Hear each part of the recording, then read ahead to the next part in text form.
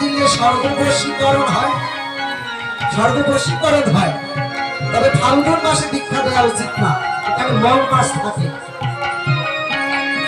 আর চৈত্র মাসে দীক্ষা দিলে বহু দুঃখ ফলাদি ঘটে।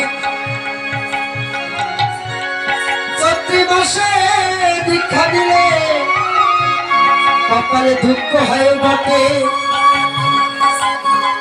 বিশেষ করে বৈশাখ মাসে, ফাল্গুন মাসে মল মাস, বৈশাখ মাসে এই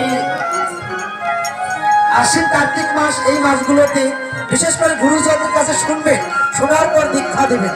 যে কোনো মাসে দীক্ষা দিয়ে আবার সন্তানের নিজের অমঙ্গল ডেকে আনবেন না। নিজের সন্তানকে দীক্ষা দিই, কৃষ্ণ প্রেমে উদিত করুন। আপনি নিজেকে বেশি চালাক ভাববেন না, চালাক ভাবতে গিয়ে বোকা হবেন না। কারণ ওই সন্তানকে দীক্ষা না দেওয়াতে ওই সন্তান আপনাকে শ্রদ্ধা করছে না, গুরুজনকে সম্মান দিচ্ছে না, সে আধুনিক হয়ে যাচ্ছে, ধর্মান্তরিত হয়ে যাচ্ছে, নিজের ধর্ম সম্পর্কে কিছু জানছে না। যখনই দীক্ষা দিবেন ধর্মের প্রতি আসক্ত হবে, নিজের ধর্ম সম্পর্কে জানবে। আমাদের সনাতনে অনেক জ্ঞানের ভান্ডার, এখানে পড়লে অনেক কিছু জানা যায়। তবে ভক্ত হতে গেলে বেশি জানা লাগে না, ভক্ত হতে গেলে একটা জিনিস লাগে, সেটা কি? শুধু ভক্তি। শাস্ত্র জানবে কারা?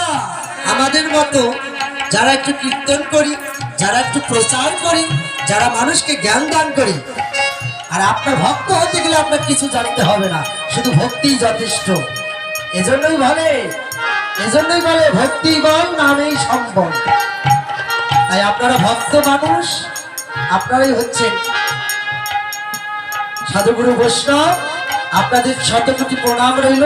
নিজের সন্তানকে দীক্ষা দিই, সনাতন ধর্মের অনেক কিছু জানা, নিজে যতটুকু জানি নাই। আরেকটা কথা বলি, এক একটা পরিবারে একজন হয়তো ধর্ম সম্পর্কে জানি, সে সন্তান হোক, বাবা হোক, দাদু হোক, দিদা হোক, বাকিরা কম জানি। যে জানি সেই শেখাবো বাকিদের।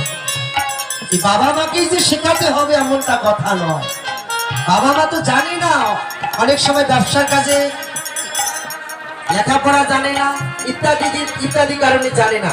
বাবা মায়েরই শুধু যে দায়িত্ব এটা নয়, যে জানি, যদি সন্তান জানি বাবাকে শেখাবো, মা জানলে স্বামী সন্তান শ্বশুরকে শেখাবো, যেই জানবো সে শেখাবো। তাহলে সনাতন ধর্ম সম্পর্কে জানবে অনেক রস আছে। যাই হোক, এই সাধুগুরু কেমন?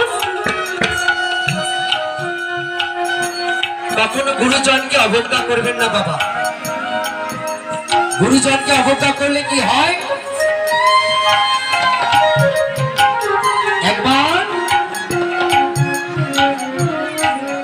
একবার যেমন হরিদাস কি করলে, সপ্তগ্রামে গেলেন তপস্যা করার জন্য। আর সেখানে গিয়ে হরিবল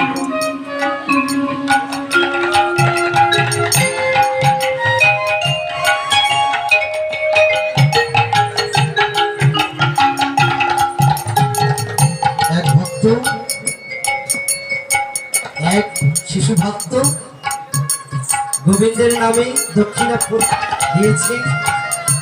সে যে বাসনা নিয়ে সাধুগুরু মঞ্চে দক্ষিণা দিয়েছেন, গোবিন্দ তাকে কৃপা করুক, তার মনের বাসনা পূরণ হোক।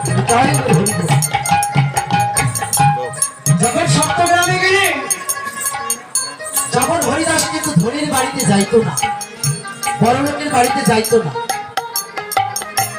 তো ওই গ্রামে হিরণ্য দাস এবং আদিত্য দাস নামে দুজন বৈষ্ণব ভক্ত ছিলেন, অর্থ সম্পদশালী ব্যক্তি ছিলেন। তারা অর্থ সম্পদশালী হলেও তারা যখন সাধুগুরু বৈষ্ণবকে দেখেন, তাদের চরণ ধরে লুটাইয়ে পড়ে। তাই হরিদাসকে ডাকলে তাদের কুঠিরে একটি বৈষ্ণব কথা, তত্ত্ব কথা, কৃষ্ণ কথা শ্রবণ করার জন্য। ভক্তের ডাকে সাড়া দিয়ে যখন হরিদাস সপ্তগ্রামে ওই জমিদারদের বাসায় গেলেন, বিভিন্ন কথা বলছে। ওখানে যে গোপাল চক্রবর্তী নামে এক ভক্ত ছিল, পণ্ডিত মশাই তো ইনি ধরে ফেলেছেন জবর হরিদাসকে। হরিবল হরিবল হরিবল হরিবল।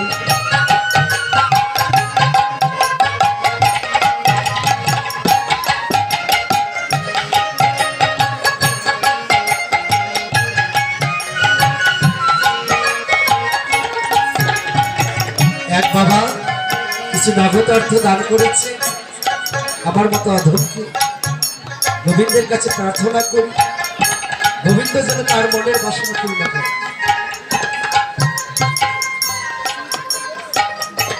যখন হরিদাস বললেন, শোনো, তোমাদের যাগযজ্ঞ করতে হবে না। ওই যে সত্য যুগে ধ্যান ছিল, ত্রেতা যুগে যজ্ঞ ছিল, তারপরে অর্চনা ছিল, এগুলো কিছু করা লাগবে না।